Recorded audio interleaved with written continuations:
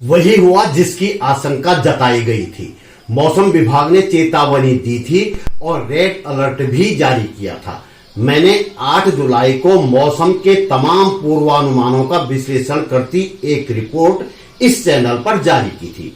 इस रिपोर्ट में बताया गया था कि मानसून की चरम मौजूदगी के बीच एक वेस्टर्न डिस्टरबेंस उत्तर पश्चिमी भारत को हिट कर रहा है, जो 16-17 जून 2013 जैसी स्थिति पैदा कर सकता है। रिपोर्ट में यह भी बताया गया था कि राजस्थान, पंजाब, हरियाणा, दिल्ली, एनसीआर, पश्चिमी उत्तर प्रदेश, हिमाचल प्रदेश और उत्तराखंड में नुकसान होने की आशंका है। बारिश से कितना नुकसान हुआ, इस वीडियो में इस पर बात करेंगे। आगे बढ़ने से पहले आपसे वीडियो को अंत तक देखने का अनुरोध, लाइक और संभव हो तो कमेंट भी करें। जन सरोकारों की पत्रकारिता को आगे बढ़ाने के लिए आपके सहयोग की आवश्यकता है। यदि आप सहयोग करना चाहते हैं तो डिस्क्रिप्शन में डिटेल देख सकते हैं। नमस्कार, आप देख रहे हैं सरकार के नहीं सरोकारों की बात बोलेगी। मैं त्रिलोचन भट्ट। उत्तराखंड में पिछले 3 दिनों से हो रही बारिश ने कहर बरपाया हुआ है। हालांकि उत्तराखंड के लोग इस बात पर संतोष कर सकते हैं कि यहां हिमाचल प्रदेश जैसी तबाही नहीं हुई है। इसके बावजूद पिछले कुछ दिनों में कम से कम 13 लोगों की मौत बारिश के कारण उत्तराखंड में हो चुकी है। 10 जुलाई की रात को गंगोत्री हाईवे पर पहाड़ से गिरे मलबे की चपेट में कुछ वाहन आ गए। इस घटना में मध्य प्रदेश के 3 तीर्थ यात्रियों की मौत हो गई है। कुछ के घायल होने की भी सूचना है। केदारनाथ हाईवे पर फाटा के पास पहाड़ी से गिरे बोर्डर की चपेट में आकर मोटरसाइकिल पर सवार दिल्ली के एक कांवड़िए की मौत हो गई और उसका साथी गंभीर रूप से घायल हो गया। पिथौरागढ़ के धारचूला में एक मकान नदी में बह गया है। इससे एक दिन पहले तेज बारिश के बीच बद्रीनाथ हाईवे पर 82 के पास एक वाहन नदी में गिर गया था और 6 लोगों की मौत हो गई थी। काशीपुर में एक मकान ढहने से पति पत्नी की मौत हो गई थी। 11 जुलाई की सुबह शिक्षकों की एक कार अल्मोड़ा में भारी बारिश के कारण दुर्घटनाग्रस्त हो गई। इसमें एक शिक्षक की मौत हो गई और 2 घायल हो गए।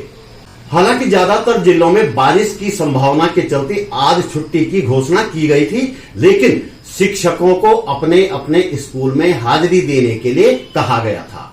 चमोली जिले में जोशीमठ के पास एक बार फिर से 7 फरवरी 2021 जैसी घटना हुई। नीति घाटी के जुम्मा नाले में 10 जुलाई की शाम को अचानक उफान आ गया। ऐसा उस वक्त हुआ जब इस क्षेत्र में बारिश नहीं हो रही थी।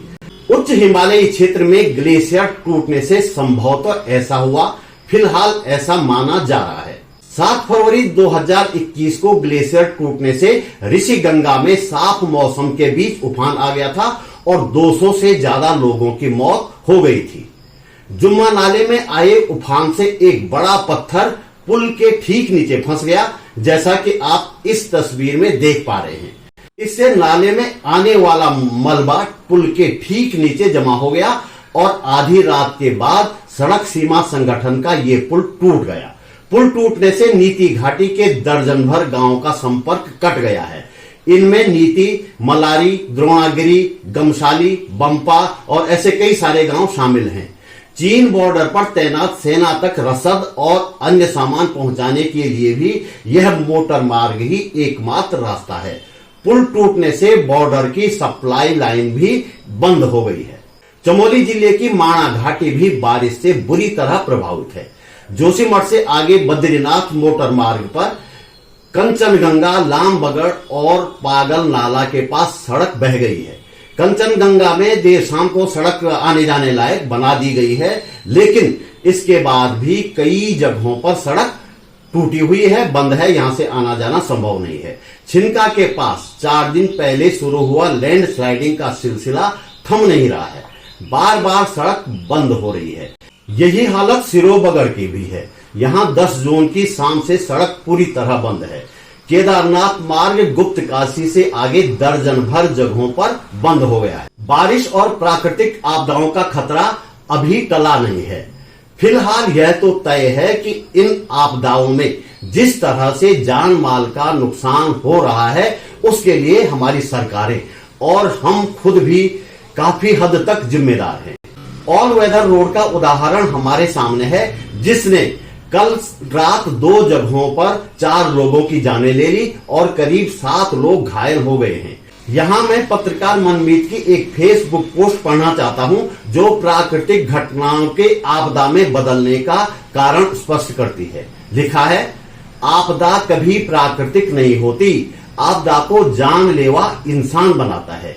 जब बादल फटता है या ओलावृष्टि होती है तो पानी उसी नाले से नीचे उतरता है जहां से वो कभी पहले उतरा हो सकता है पहले कभी सैकड़ों या हजारों साल पहले वहां से आया हो, लेकिन निश्चित तौर पर आएगा दोबारा जरूर। उसने खुद का रास्ता अपने लिए बनाया है। जब इंसान उसके रास्ते में घर बना ले तो वो क्या करे। उसी तरह नदी का पाट या चौड़ाई हमें साफ दिखती है। पूर्व में बड़ा जल स्तर अपनी हदों के निशान छोड़ देता है, ये ताकीद करते हुए कि तुम अपनी हदों में रहना और मैं अपनी। फिर क्यों उसकी हदों में अतिक्रमण करते हो। इंसानी साहस अच्छा लगता है, दुस्साहस की कीमत चुकानी होती है। उम्मीद है इस संदेश का मतलब आप समझ गए होंगे।